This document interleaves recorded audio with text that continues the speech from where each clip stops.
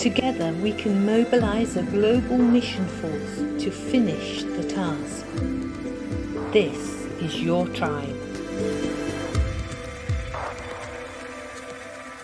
Hello, everyone. Welcome back to our latest program. This is called "This Is Your Tribe," and hosted by me, Ray Pam, as the collaboration director of Global Mobilization Network. And today, our special guest is one of my good friend and also a mentor of mine, especially in the area of mission mobilization. Um, uh, Ross Patterson. I call him Uncle Ross, and many times I just call him his Chinese name, 巴托神牧师. And Ross have been involved with missions globally in many parts of the world, and also especially for Chinese globally here in Taiwan and many other parts of the world as well. So, and he is the founder of Antioch Missions International, and also now he also started another ministry called FieldPartners. But I cannot, explain that much of what he is really doing because his finger is, everywhere, and especially mobilizing the Chinese church and Chinese people to become missional. So today, with no further ado, Mr. Ross Patterson, just thank you, say Ray. hi to our audience, right? Yeah. Hi, Ray. It's great to be with you and to see your smiling face again. Good to take part with you. Yeah, just maybe just tell us a little bit about your journey. First, starting as a missionary at your a very young age to Taiwan and then China and many other parts of the world, in Singapore as well. But now I don't know where's your base now. You're now in UK, but it's very hard to say, especially for a long-term veteran missionary, where is home? Taiwan would be our home at the moment. I will be 80 in 2 years' time, and I have agreed with my wife I'll pack it in before I'm 80. I think she would prefer tomorrow. I want one day before I'm 80. So until that time, Taiwan is home. Just in terms of mobilizing, in terms of how I got where I am kind of thing, it seems to me usually there are going to be 3 stages. Number one is God calls us to be missionaries. In my case, absolutely no background. Ray, you have amazing parents, amazing brother, that kind of environment. I didn't. My family weren't even at that stage Christians. So God, when I was a student at Cambridge, spoke to me quite clearly, said, go and serve the Chinese church. So in 1969, I can't remember where you were in 1969. I didn't see you. Hey, we are talking about something in the last century, okay? In 1969, I moved, single guy, to Taiwan. And that 10-year period was doing mission myself. I worked with with campus fellowship, student work, InterVarsity. We did gospel teams, taking students, sleeping them on the floor of the church and this kind of thing, going door to door. Second phase was, as China began to open up in 1979, we went back to the UK and were recruited by OMF to relaunch their China program in the UK. And then moved into what became Antioch Missions, also Derek Prince Ministries, China, this kind of stuff. So agency, but mostly stuff I started myself after I'd moved on from OMF. So first stage is individual. Second stage was kind of corporate. Third stage, having moved to Singapore in 1994, after 13 years there, Zhou Shenju, your dad's friend and my friend, pastor of the Big Bread of Life Church, said, come and be mission consultant for us in Taipei. So at that stage, moved into what you would consider mobilizing focus. So the Barnabas School of Missions, other things.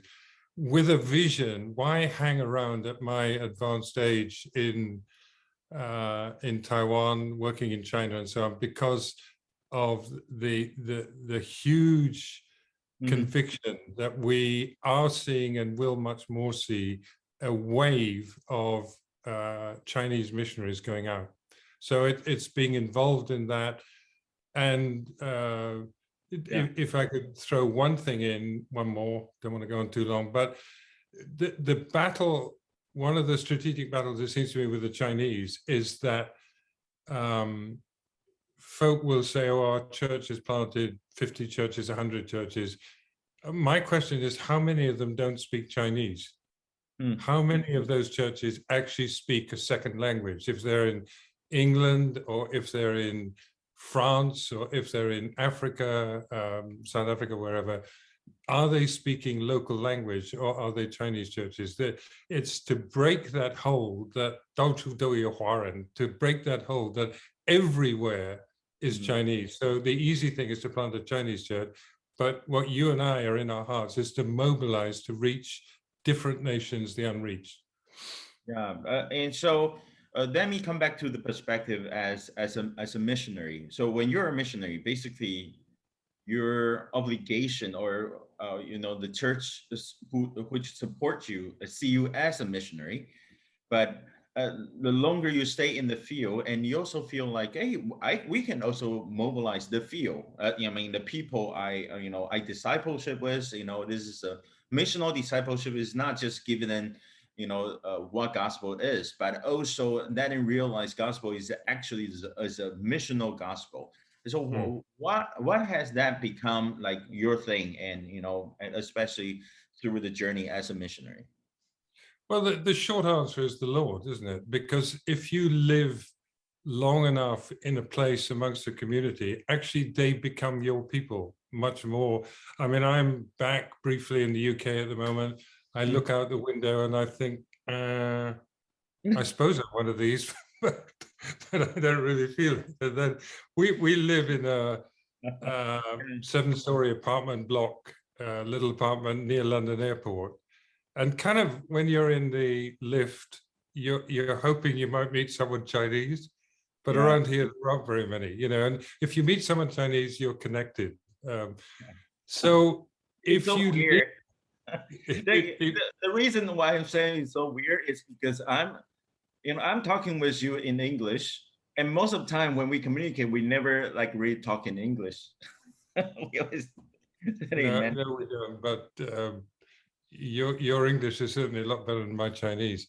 But the point then becomes this thing living.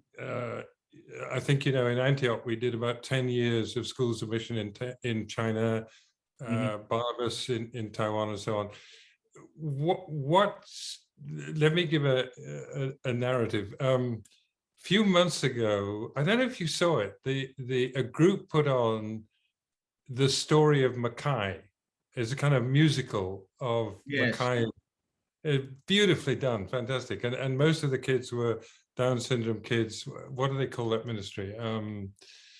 Oh yeah, what was that? Dr. Lin, right? Yeah, I mean they did an amazing job, and then they hauled me onto the platform as kind of the old creaking missionary figure, and they said to me, asked me a couple of questions. One of the questions is, what do you find difficult? And this is what I said. I said, what I find difficult is there are 3 stages in the church in a nation, i.e. Taiwan. Number 1, missionaries, Mackay, we'd just seen his amazing life. They come in, they preach the gospel, they plant churches. Number 2, they hand over to indigenous workers, to your Zhou Shenzu's, you know who he is, to Yang Ningya, these kind of guys who are wonderful, amazing local pastors, pastoring their own people, who do it much better than the missionaries do. But then there is a 3rd stage when you send out your best to reach the nations. In other words, stage 1 reverses and becomes stage 3. And the leader of that work, a very sweet sister, twice said to me, after I'd said that, and there were quite a few people there, several thousand people, people came to her and said, whoa, I had never realized that there is a third stage where we're supposed to send out our people to the mission field.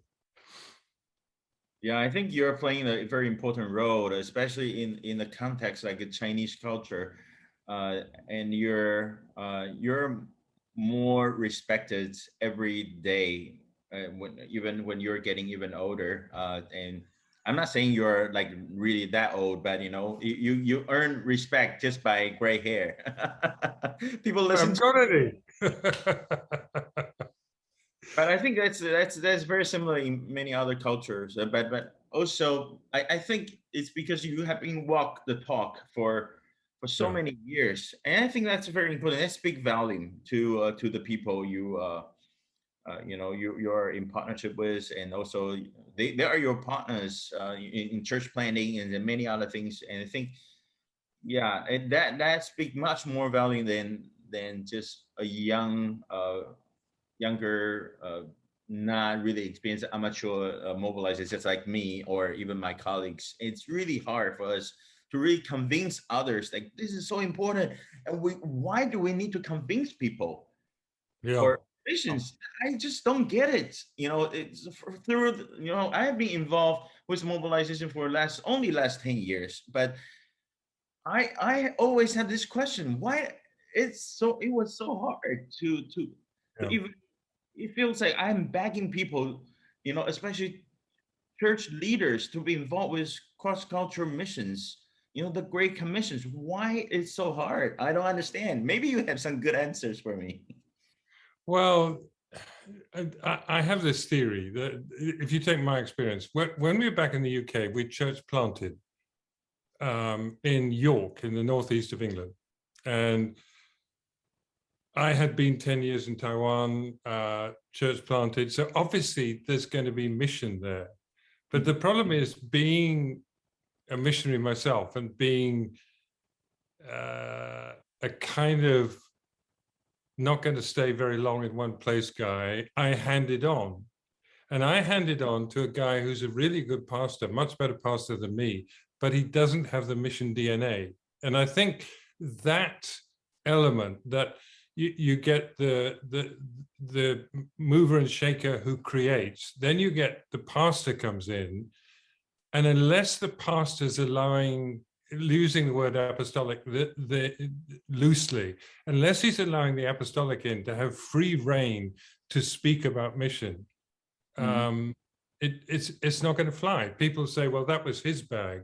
See, I would say there are three keys to a church. Number one is the senior pastor has to preach mission himself. I remember a beloved sister in Australia who was very involved in China ministry. She said to me, look, I get up, I share my heart, a big church, share my heart with the church.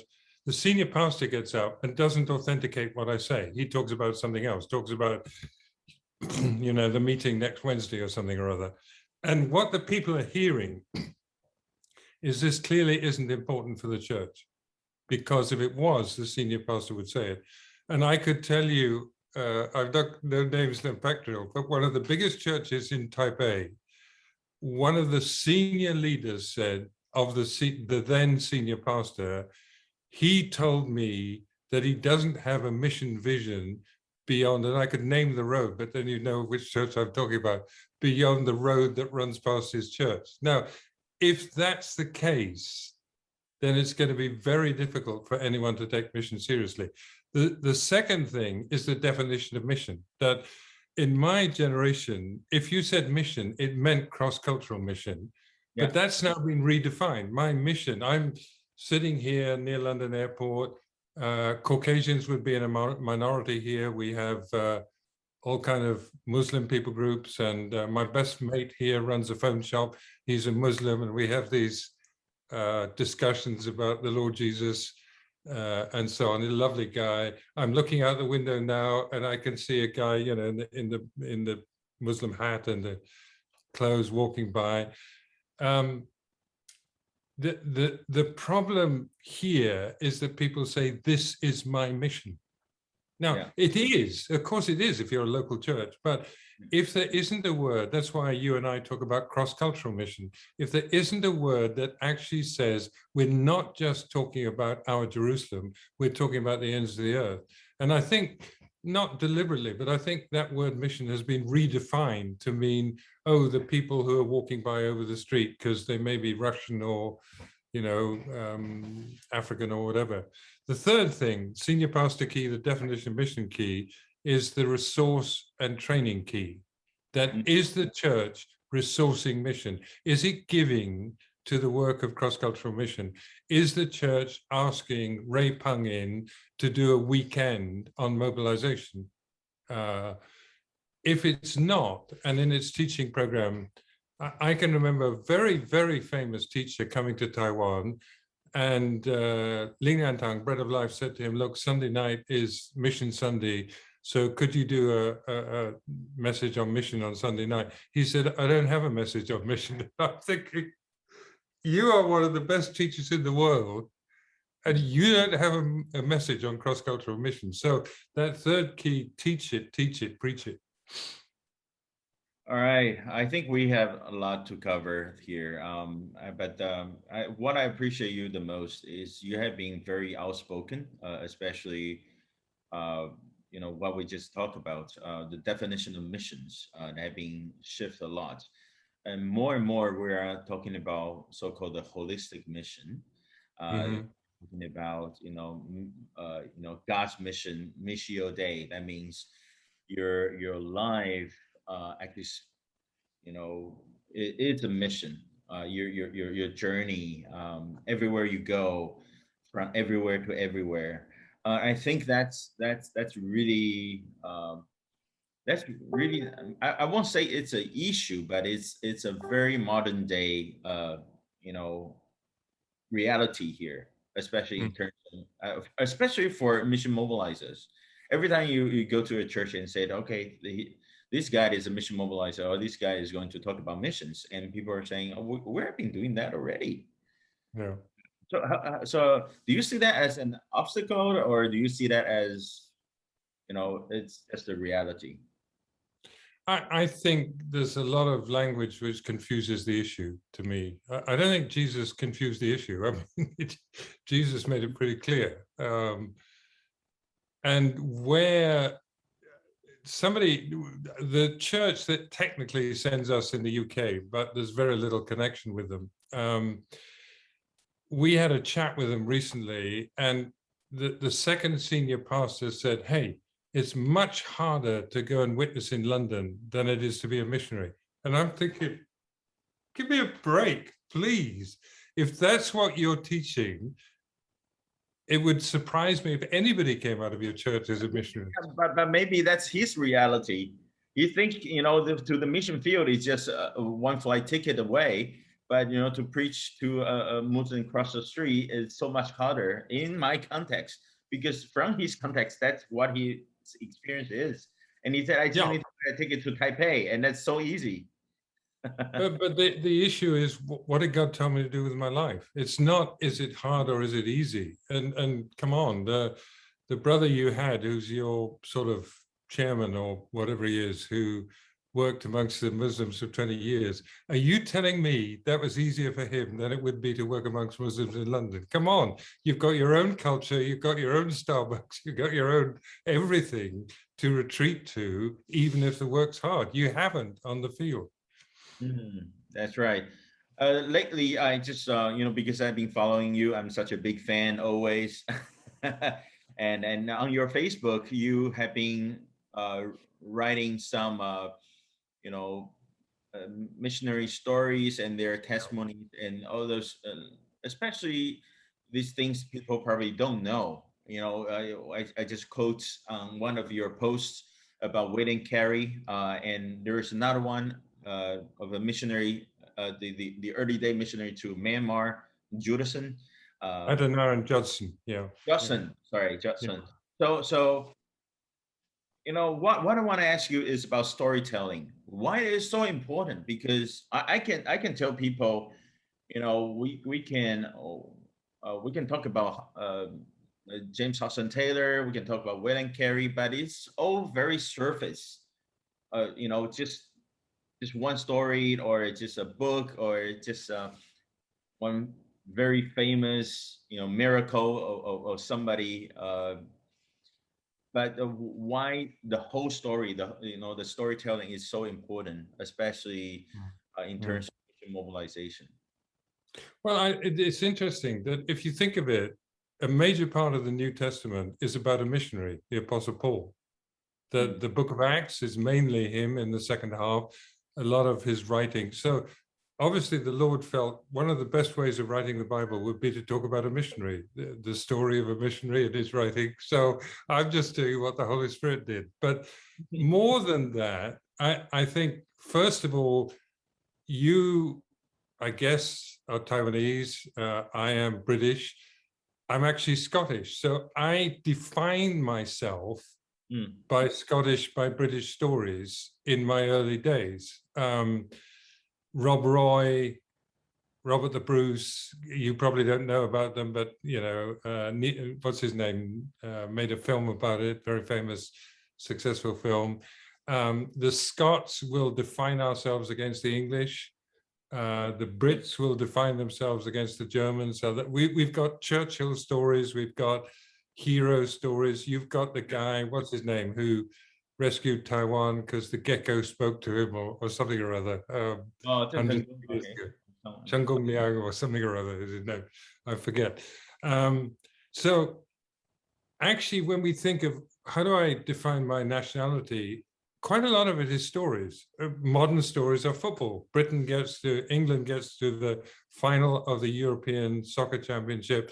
The semi-final beating Denmark. It's absurd. This is the happiest day of my life. We're in the final. And I'm thinking, really? But so we define ourselves by that kind of story, but much more than that. Recently, and I think this is the core for me, recently I preached in Taipei Bread of Life, and Jonathan asked me to speak on the Lord's Prayer, lead us not into temptation, but deliver us from evil. Yeah, so I wanted to look at 7 areas where the devil attacks, like sudden shock.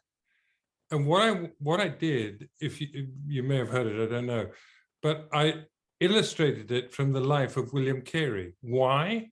Well, illustration. I saw Rob Roy, the film I was talking about, for the first time on a plane in economy. So I got this tiny screen, I got this view of the Scottish Highlands with these ants walking across them, which happen to be people. Now, if I watch that in a cinema, it's completely different, isn't it?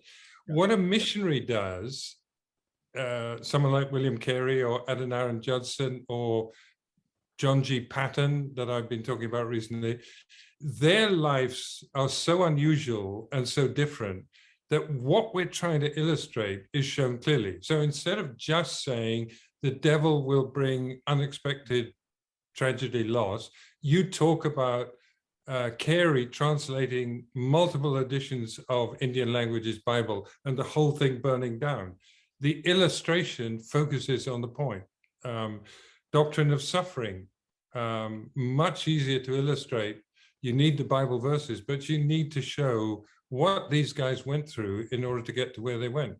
Next Sunday, I'm going to be out of date by the time this gets airtime, but I'm talking about Adoniram Judson. I want to talk about his marriage because I got to do the research, but I know that he wrote to this woman that he was in love with and said, if you're willing to live amongst people who don't believe in Jesus, who will treat you terribly, who may kill you, who may do this, will you marry me?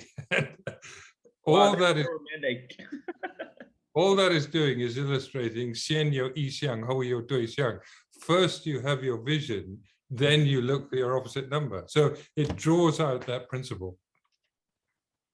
Thank you very much, Ross. I think our time is coming short, but lastly, I want to ask you about this. So why is working together so important?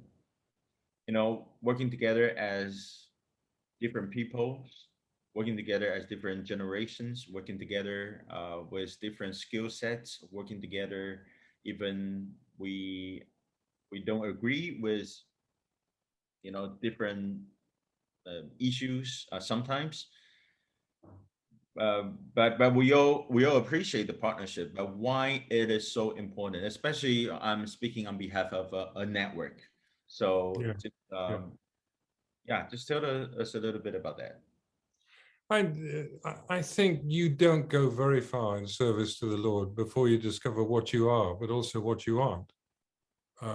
Even working with my wife, she has skills. You might interview her sometime because, missionary kid, missionary wife, missionary, and so on.